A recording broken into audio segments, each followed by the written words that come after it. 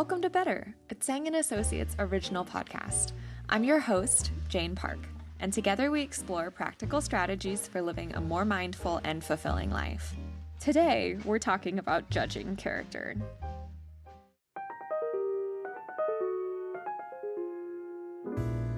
So what's the traditional way to do this? I would say the typical solution here is to essentially vet whoever we're dealing with via interviews or reference checks. Obviously, this can be more casual if it's for a roommate or a friend, or this can be more rigorous if it's something like a traditional job. But this takes a lot of time and effort and is definitely not a foolproof process.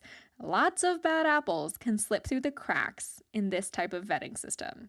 I'm sure we can all think of a time where we got a good vibe from someone that turned out to be wrong. And there's a lot of challenges, right? Because we're not perfect vetting systems.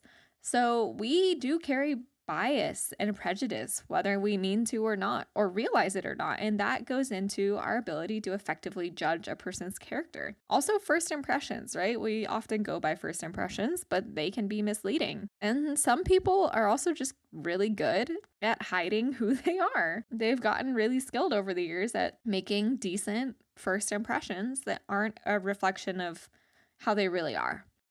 Definitely emotions, maybe we're inclined towards or away from people for one reason or another that doesn't really have anything to do with how great of an employee or a friend or a roommate they'll be. And two more challenges is one, that humans are complex. We all kind of give contradictory signals sometimes, and we're just messy. And also, especially living in a time where there is so much cultural overlap all around the world, which is incredible. But those cultural differences can definitely lead towards misunderstanding each other. Have you ever experienced this for yourself? I definitely have.